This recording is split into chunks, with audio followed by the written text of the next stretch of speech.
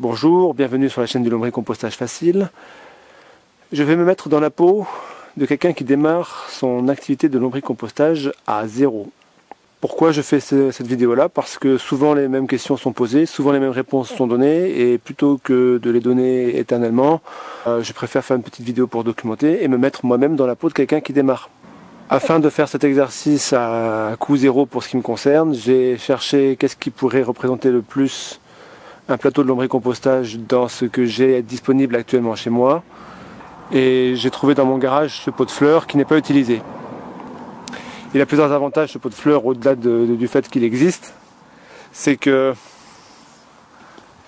il possède au fond, je ne sais pas si on voit, hop, il possède au fond une zone de collecte de l'eau, comme souvent les pots de fleurs en plastique, et que ça pourra me permettre de collecter le jus de compost. Bon, bien évidemment, quand vous démarrez avec un lombricomposteur un peu mieux foutu que ça, mais c'est surtout pour illustrer les principes du lombricompostage que je fais ce travail-là.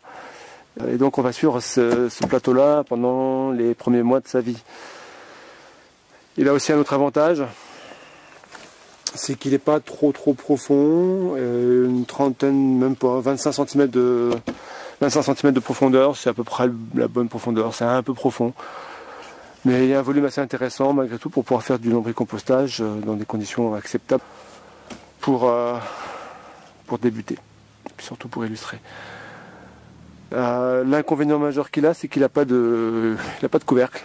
Il va falloir que je bricole quelque chose, je ne sais pas. Dans un premier temps, ça risque d'être un morceau de carton posé dessus. Je vais récupérer les verres de ce plateau que je vais collecter.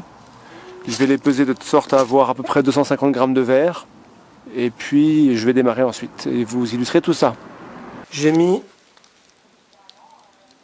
250 grammes de verre dans ce bocal. J'ai essayé de mettre le moins de carton et le moins de compost possible pour vraiment partir de zéro. Mais il est évident que si vous démarrez, moi ce que je vous recommande, par exemple lorsqu'on va vous donner des verres, c'est de demander à ce qu'on vous donne aussi du lombricompost et puis par exemple du carton imbibé de tout le jus de compost, le maximum de tout ce qu'il y a autour des verres. En récupérant une fraction de cet environnement-là, vous allez pouvoir récupérer toute la faune et la flore qui va avec le ver de terre. Et cette faune et cette flore, elle est absolument essentielle pour démarrer un lombricomposteur. Moi, je vais me mettre dans une condition un peu délicate, puisque, ok, il reste un petit peu de compost autour, mais pas beaucoup. Et je vais essayer vraiment de démarrer de zéro. Et cette faune et cette flore, elle va arriver progressivement, lentement. Je ne cherche pas à être rapide, je cherche à être sûr. Voilà. Parce que l'erreur que font souvent les gens, c'est d'être rapide, mais ils ne sont pas sûrs, et du coup ils plantent au démarrage. La litière est l'élément le plus important dans un lombricomposteur, puisque c'est la zone de vie des vers de terre. Je dirais même ça peut être la zone de survie en cas de conditions défavorables. Et la litière que je propose, c'est celle-ci. C'est du carton d'emballage que j'ai broyé. Bon, si vous ne pouvez pas le broyer, vous le coupez en petits morceaux, ça marche aussi, hein. C'est essentiellement du carton, pourquoi? Parce que ça a l'avantage par rapport à du papier de moins se compacter. Et du coup, ça permet d'avoir un environnement beaucoup plus oxygéné. Je ne vais pas mettre le carton comme ça tout sec, hein, ça ne marchera pas. Je vais aller l'humidifier. Pour ça, je vais mettre de l'eau dans le bac, puis je vais retourner gentiment. Le principe, c'est qu'on arrive à avoir à peu près la moitié du bac, donc à peu près cette hauteur-là, en litière. Beaucoup de litière, pourquoi? Parce que si jamais en surface il y a un problème qui se passe au moment de l'apport des déchets, les vers pourront toujours plonger à l'intérieur de la litière et s'y réfugier en cas de problème. Par ailleurs, d'avoir beaucoup de litière de type carton, ça permet aussi d'absorber l'excédent de jus. J'ai mis la litière, elle a été humidifiée de sorte à ce qu'elle soit comme une éponge qu'on vient d'essorer à la main. Il y a quelques gouttes qui peuvent s'écouler si je presse, mais il faut vraiment que je presse très fort. Et maintenant, on va pouvoir mettre les vers de terre.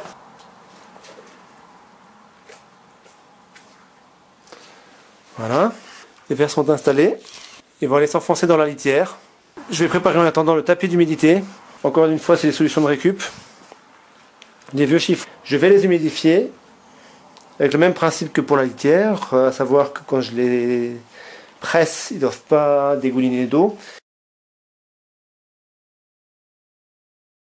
C'est que je vais mettre quelques déchets, mais à peine, pour démarrer le cycle. On va voir, je vais mettre quelques feuilles de salade ou équivalent, et pas plus. Et pendant une semaine, on va les laisser tranquilles, parce que là, ils sont un peu sous le choc, vous voyez, ils bougent à peine. Il faut dire que je les ai pas mal remués. Quand vous les achetez, ou quand on vous les trimballe depuis votre généreux donateur jusqu'à chez vous, vous les remuez aussi, et ça les perturbe. Il leur faut un peu de temps pour s'acclimater. Il faut une semaine environ avant que les vers se remettent à manger. C'est à peu près le temps qu'il faut pour que les déchets arrivent à maturité et soient consommables par les vers. Je vais rajouter quelques feuilles de salade. Voilà. Et c'est tout. Une dernière chose que je fais, c'est que je mets un petit peu de coquille d'œuf concassé. Pas besoin d'en mettre beaucoup pour l'instant. J'ai mis ce morceau de bois simplement pour protéger de la lumière l'intérieur du lombricomposteur. Alors qu'est-ce qu'on va voir? Je découvre en même temps que vous, au bout de 10 jours. Suspense.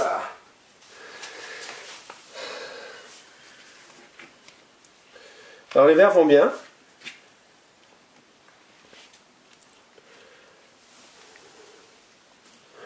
On les voit ici, oui, on les voit ici, ils vont bien. Pour la nourriture, vous voyez qu'elle est toujours en place et qu'elle n'a pas été mangée. Je ne m'attendais pas à autre chose pour être honnête. C'est normal. Et puis, mais il y a plein de choses qui se font de manière invisible à vos yeux. C'est les micro-organismes qui se mettent en place et qui arrivent tout doucement. Alors, ça se fait lentement et au fur et à mesure que le temps va passer. C'est la chose la plus difficile à accepter quand on démarre le lombricomposteur, c'est que ça prend un temps fou à démarrer. Et c'est frustrant.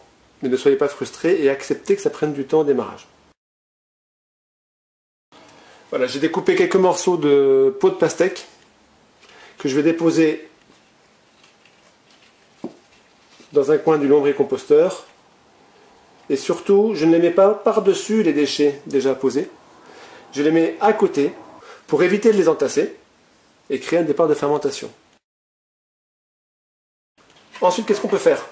Et qu'est-ce qu'on doit faire quand on met des déchets systématiquement? Il faut les recouvrir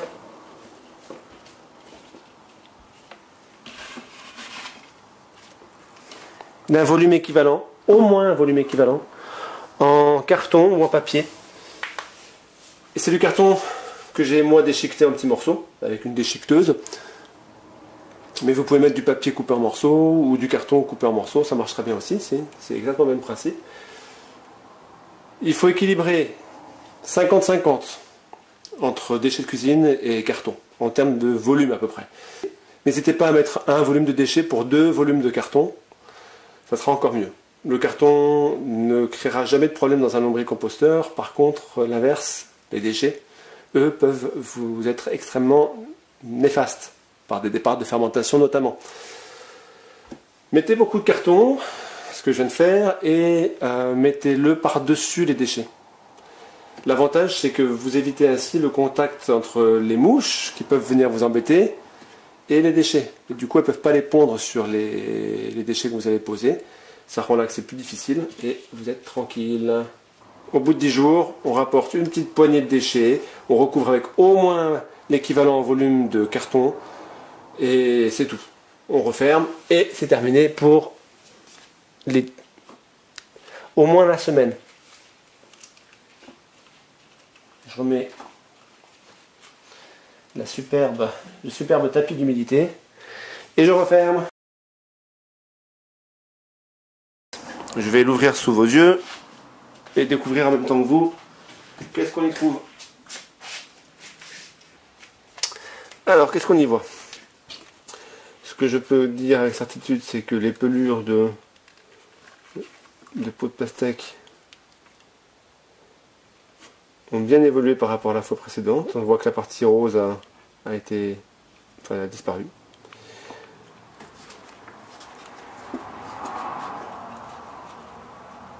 C'est plutôt bon signe. C'est-à-dire que ça commence à se mettre en place. Donc entre cette vidéo et la vidéo précédente, je n'ai rien fait. La seule chose que j'ai faite, c'est hier de vérifier que l'humidité était bien présente au niveau du tapis. Et j'ai rajouté un tout petit peu d'eau parce qu'il fait très chaud en ce moment. Voilà. Et qu'est-ce que je vais faire cette fois-ci? Je vais rajouter de la nourriture en petite quantité encore, un peu plus que la fois précédente. Peut-être 2 poignées allez, de nourriture.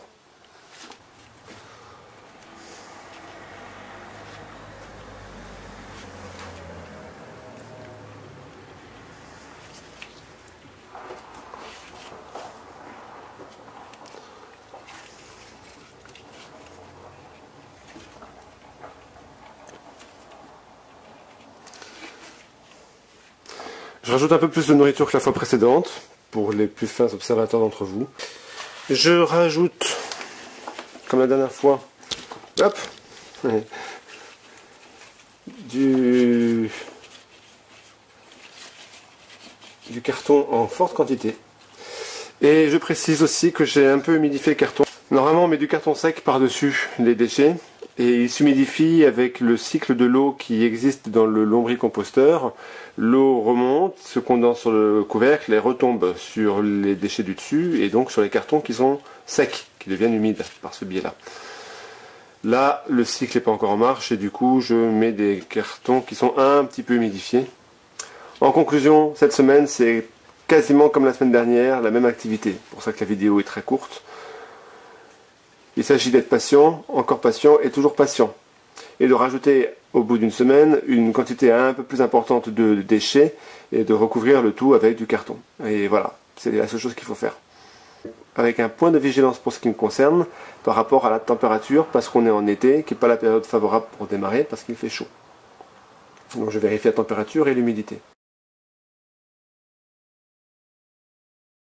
Alors, si je regarde par rapport aux apports de la fois précédente, on retrouve les pots de melon, on retrouve des vers qui sont là, qui mangent aussi le papier. On voit que le papier se décompose tout doucement. Et les pots de melon partent assez bien. Il reste quasiment plus que l'extrémité extérieure. On voit bien qu'il y a des vers qui sont là, en train de manger. Tout semble plutôt bien se passer. Je vais augmenter les apports en nourriture, mettre un peu plus de pots de melon, puisque c'est la saison. Hein. Et je vais la mettre là, comme ça on en a mis un peu ici, un peu plus là, un peu plus là. Et maintenant je vais mettre encore plus ici. Et la prochaine fois, je vais construire comme ça plusieurs strates de nourriture avec du carton. Alors on apporte la nourriture. Ce coup-ci je vais mettre 3 pots de melon. Ah, et puis il se trouve que j'ai quelques queues de fraises qui restent, alors on va les mettre aussi. Hop là, voilà. 3 pots de melon. Et toujours un peu de... 3 pots de melon recouvertes par du carton. En quantité assez importante. Carton que je continue d'humidifier parce qu'il fait chaud. Voilà, comme activité c'est tout. Vous avez noté que de semaine en semaine, j'augmente les apports. Je vais regarder les derniers déchets qui ont été rajoutés et voir leur état de décomposition. On voit des vers qui sont mis ici juste sous la peau de melon et qui l'ont mangé. Il reste quasiment plus rien, un petit peu de peau. Par rapport aux déchets rajoutés, je constate que ils sont plutôt bien décomposés, qu'on peut en rajouter sans problème. Je vais en rajouter un peu plus. Alors les feuilles de salade, ça je peux y aller, ça va assez vite. Je mets aussi du marc de café, ça marche bien. Un petit essuie-tout, un morceau de rouleau de papier toilette.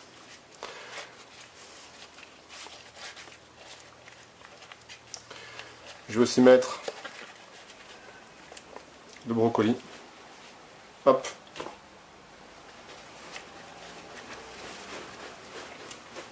Voilà. Le marc de café, c'est pas ça qui va faire chauffer le compost. Mais par contre, si je le mets, pour que ça soit plus facilement accessible, il vaut mieux ouvrir les dosettes. Les vers adorent ça, ils en raffolent.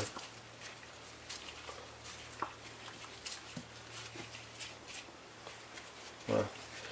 Dans un lombricomposteur établi, il n'y a pas besoin de faire ce geste-là. Moi, je le fais pas et ça se fait à peu près tout seul. Bon, parfois, il m'arrive d'avoir à casser quelques dosettes qui sont récalcitrantes. Mais globalement, je le fais pas ce geste-là. Là, je le fais ici parce que j'ai envie que ça aille plus vite. Je recouvre toujours d'une bonne dose de papier. Pas hésiter à en mettre.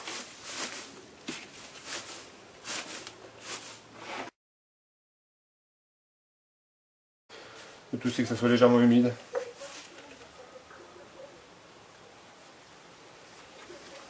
Quelques gouttes. Là, si je mets un fond de peau, c'est le maximum, quoi. Voilà. On voit les petits insectes qui se sont mis, qui sont des éléments de la faune et de la flore typiques d'un lombricomposteur. Qu'est-ce qu'on voit donc pour nourrir? Toujours des dosettes de café, des pelures de pommes, et puis point particulier, ça c'est un poivron que j'ai fait pousser dans du lombricompost. Le cycle tourne et tourne et tourne et tourne, c'est plutôt sympathique. Il était très bon d'ailleurs. Voilà, donc je mets tout ça. Hop, la dosette aussi. Vous voyez, les quantités commencent à devenir assez intéressantes, hein. Ça, c'est pas mal. S'entasser. Et puis il faut rajouter un peu de carton. Je mets à peu près le même volume en carton.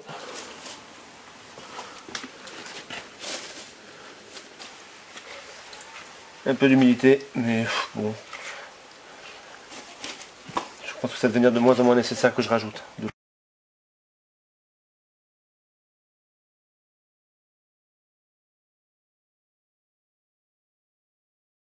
Malgré que la nourriture ici n'ait pas été complètement consommée pour l'instant, je vais renourrir un petit peu, puis on verra comment les choses évoluent de ce côté-là la semaine prochaine.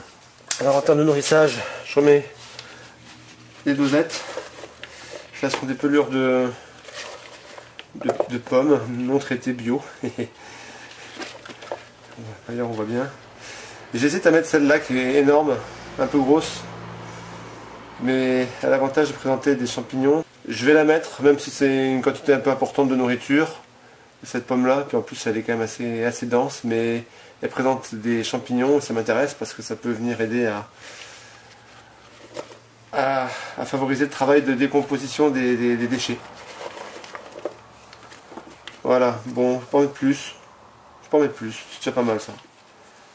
Voilà, faut pas exagérer. J'ai toujours pas vu de petit. Je considère que pour l'instant j'ai toujours 250 grammes de verre et pas plus dans mon lombricomposteur. Et j'ai même peut-être eu un peu de perte au feu. Donc il ne faut pas mettre trop de nourriture.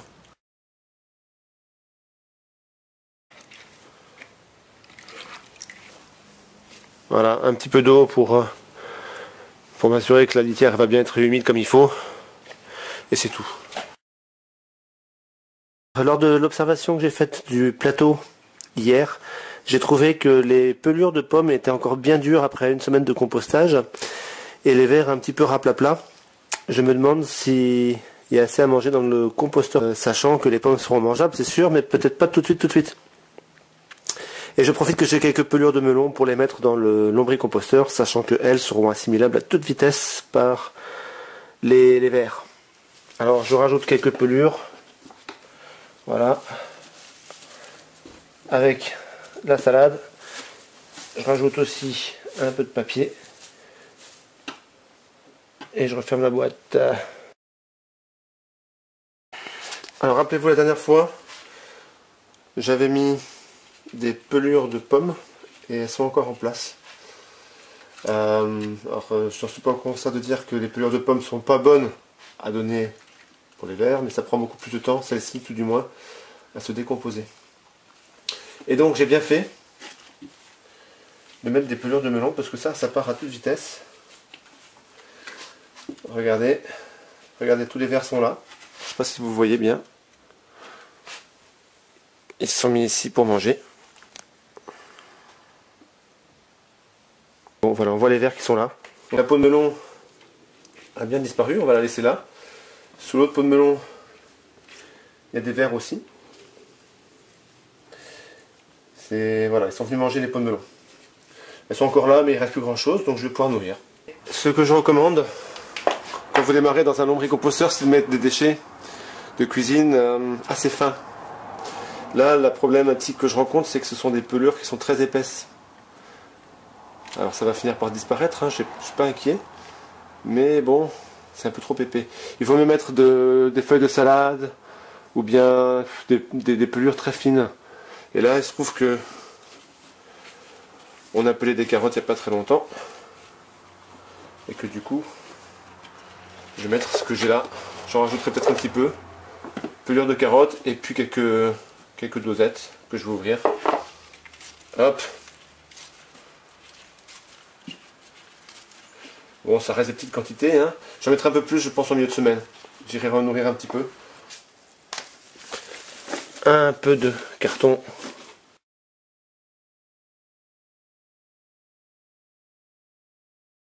Comme je l'avais signalé lors de la visite des 7 semaines, j'ai mis un tout petit peu de pelure de carotte, mais pas assez. Je profite qu'on a mangé des melons pour mettre les pelures en quantité un peu plus importante que d'habitude, comme vous le voyez. Bon, c'est du melon, ça va assez vite. Si je les mettais comme ça, par exemple, ça risquerait de créer des zones de surchauffe et potentiellement des départs de fermentation. Donc il vaut mieux, au début du moins, il faut toujours faire attention à répartir la nourriture de façon à ce que ça ne soit pas trop entassé. Et là les vers ils vont adorer. Je rajoute du carton et puis voilà. Après avoir rajouté une quantité assez importante de pelures de melon, je constate qu'en fin de semaine ces pelures sont encore présentes et par conséquent je décide de ne pas rajouter de nourriture tant que celle-ci sera encore à la disposition des vers. Voilà. J'ai remis un tout petit peu de carton pour éviter que les moucherons se propagent. J'ai rajouté un petit peu d'eau, l'équivalent d'un demi-verre, que j'ai réparti sur l'ensemble du plateau, de façon à ce que ça soit un peu plus humide. Je trouvais que c'était un tout petit peu sec.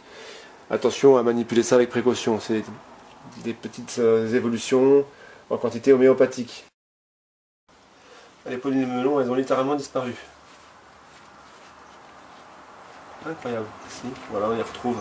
Tiens, voilà, ça c'est la peau de melon. C'est ce qui reste de la peau de melon. Vous voyez? Il reste plus des fines pelures comme ça qui vont disparaître dans le compost. Elles ont été mangées complètement. Voilà, ça commence à devenir mou, tiens, c'est rigolo. Ça va devenir compostable, je pense. Ça se passe très bien. On voit d'ailleurs que ça commence à prendre une couleur un petit peu de compost. Je sens, j'ai même pas besoin de le sentir avec la main, que c'est avec de l'huile, enfin que c'est humide, d'ailleurs ça se voit, ça se voit. Le carton étant imbibé d'humidité, tout ça est en train de monter en puissance, je trouve. Et figurez-vous que les vers adorent les peaux de banane. C'est génial, ils adorent ça. On les met comme ça.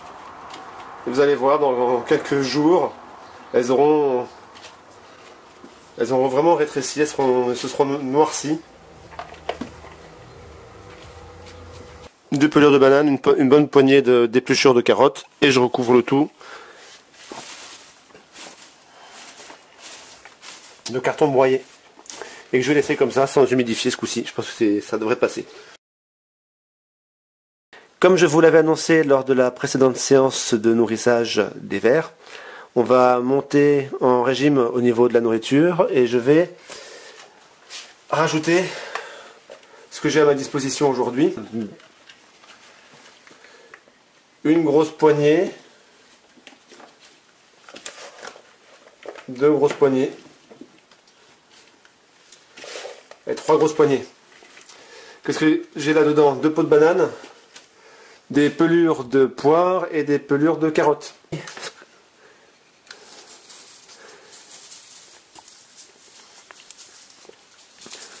J'en profite pour ajouter aussi des coquilles d'œufs broyées. Voilà.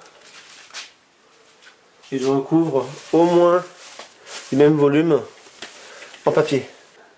Les plus observateurs d'entre vous auront remarqué que je n'ai mis la nourriture que d'un seul côté du lombricomposteur. C'est toujours le même principe que j'applique ici. En première semaine, vous mettez la nourriture d'un côté du lombricomposteur. Cette nourriture, pendant une semaine, elle va chauffer dans sa première phase de décomposition avant d'être accessible pour les vers. Et en deuxième semaine, vous mettez l'autre apport de nourriture sur la deuxième partie de votre lombricomposteur.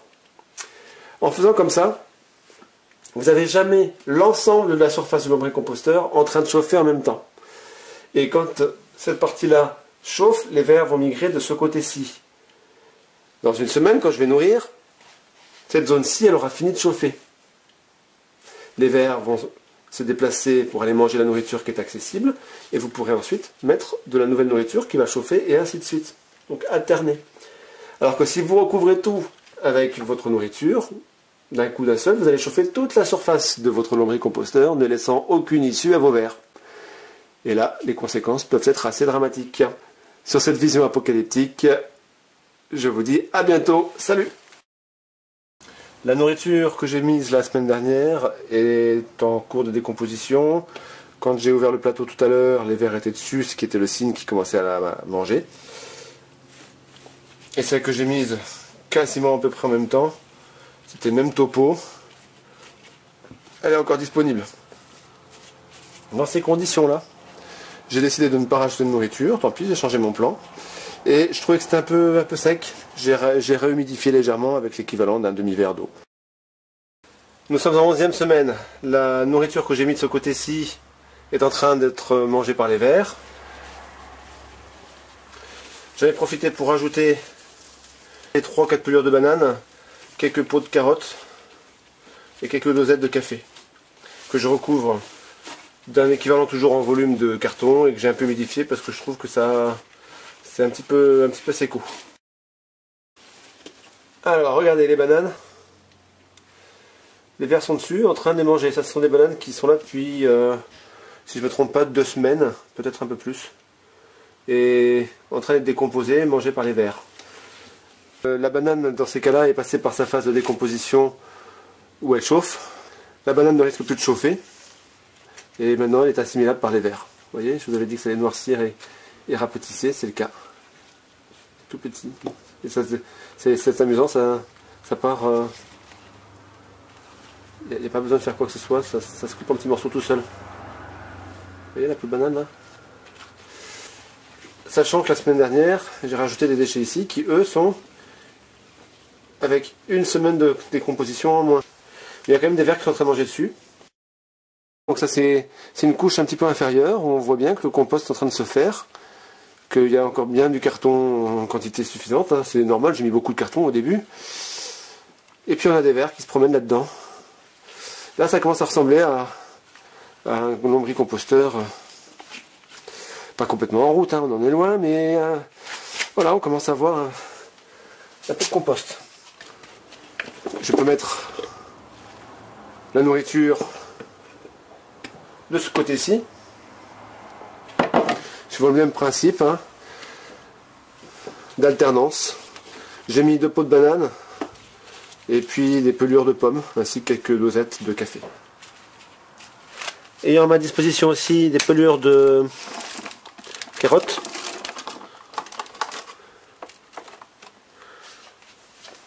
Et un peu de navet. Je le rajoute aussi, alors ça risque de chauffer un peu. Dans le garage il doit faire une dizaine de degrés, sachant que le matin ça commence à geler. Et même si ça chauffe un peu, ça ne sera pas forcément gênant, dans la mesure où on est dans un automne un peu frais.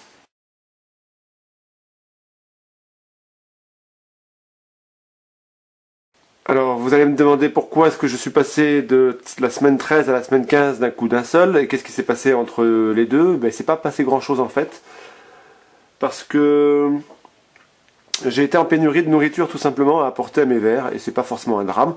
Je leur en avais mis beaucoup la fois précédente, par conséquent je me suis pas inquiété plus que ça, et je vais les nourrir maintenant. Précision, j'ai quand même pendant cette période, j'ai remis un peu d'humidité sur le tapis d'humidité, parce que je trouvais que c'était un peu sec. La dernière fois j'ai mis de la nourriture ici. Je vais voir où est-ce qu'on en est. Bon, on voit pas grand chose, hein, je suis désolé. Je vais faire un enregistrement en plein jour et puis là, c'est pas possible. Donc on voit qu'il y a encore de la nourriture. Il n'y a pas de problème. Ils sont clairement pas morts de faim. En état de décomposition, ça commence. Pas encore complètement. Mais c'est en train de se décomposer. Je vais mettre tout ça. Là, j'ai mis un beau volume de ce côté-là. Parce que la dernière fois, j'avais nourri de ce côté-ci. Un petit peu d'eau. Comme ça. Hop, pas trop. Hein. Là, j'ai mis un demi-verre. Et on referme. Aujourd'hui, je vais essayer de montrer un peu plus ce qui se passe à l'intérieur. Et je pense que les déchets que je vais rajouter, je vais les mélanger un peu avec tout le carton que j'ai déjà mis. Alors, j'ai vérifié tout à l'heure à la main que les tissus étaient encore assez humides. Je ne vais pas rajouter d'eau cette fois-ci. Alors on voit plein de petits insectes là, je ne sais pas si on les voit. Est-ce qu'on voit mon doigt? Non. Je vais essayer de zoomer, c'est quelque chose d'un peu nouveau. Je ne sais pas si je vais y arriver. Et je ne sais pas si on voit bien. On voit plein de petits insectes qui se promènent. Ce sont des acariens, des colamboles, des insectes qui font partie du cycle de lombricompostage, qui sont absolument essentiels à la décomposition des déchets. Quelque chose que je voulais vous montrer. Si je prends dans les couches inférieures, qui sont vraiment les premières couches du lombricompost, du plateau du lombricomposteur, on voit que la décomposition commence à se faire. On a même un peu de compost. Ça c'est du compost mélangé avec du carton. On est encore loin de la récolte. Hein. Mais bon, ça avance. Hein. Quand on va un peu au fond et qu'on regarde, là, on voit tout un tas de vers qui se promènent dans le compost. On en voit plein, ici, là, dans la partie en dessous. Ici, il y a pas mal de vers. Vous voyez, bon, pas trop les embêter. On se mélange un peu pour retrouver un peu d'homogénéité dans le compost en décomposition. Voilà. Voilà. Là, je toutouille à la main, c'est plus facile qu'avec la touillette.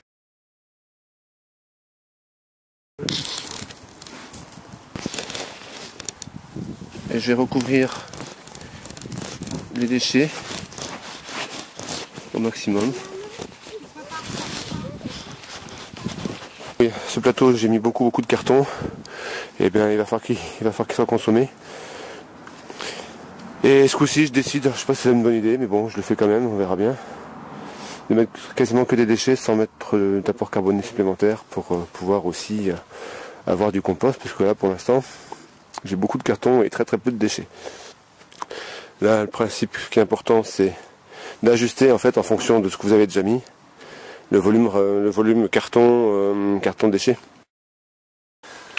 Après avoir un peu tout mélangé, je constate que les déchets suivent leur cours de décomposition plutôt bien. Il y a des vers de terre qui se promènent dessus. Bon. Les vers aiment beaucoup des coins des lombricomposteurs. Je ne sais pas pourquoi. Ils sont là, ça ne se voit pas forcément très bien. Parce que j'ai pas le matériel qu'il faut pour filmer, mais c'est là où j'ai le plus de vers. Et voilà. Alors qu'au milieu, un peu moins. Ça, si quelqu'un a une explication, je suis intéressé. Je vais laisser une petite couche de papier. Voilà, comme ça. Et par-dessus, je vais renourrir. Je change un peu en nourriture, hein. Peut-être pas tout mettre. Voilà, il se trouve que j'ai des pommes. Alors les pommes, c'est pas forcément mes copines dans ce machin-là, parce que ça met un peu de temps à se décomposer. Je vais plutôt mettre les pots de banane qui sont là. Voilà. Ça va assez vite. Comme c'est pas encore un lombricomposteur extrêmement puissant, je vais réserver ça pour mon autre lombricomposteur.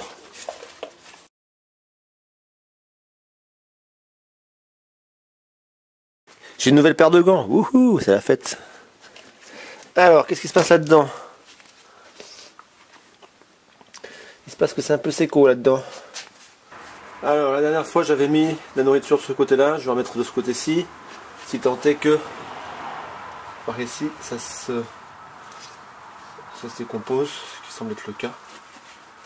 On a des vers de terre qui sont là, qui se promènent. On les voit bien. J'ai l'impression que j'ai une dosette qui est pas ouverte. Ça, c'est un peu le travail. peu la peau de banane. Alors je nourris qu'avec des peaux de banane en ce moment, c'est un peu mono-régime. Mais bon, ça leur convient. Je vais remettre de la nourriture. Je vais avoir 3 peaux de banane. Quelques pelures de pommes. Hop. Un petit peu de papier. Je pense que ça va suffire. Je vais rajouter de la coquille d'œuf séchée.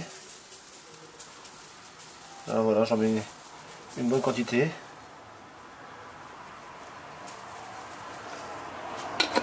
Je rajoute le tapis d'humidité que j'ai trempé et que j'ai essoré, un peu comme une éponge. Et je referme. Et voilà. J'espère que cette vidéo vous a plu. Si c'est le cas, n'hésitez pas à me le dire et à la liker.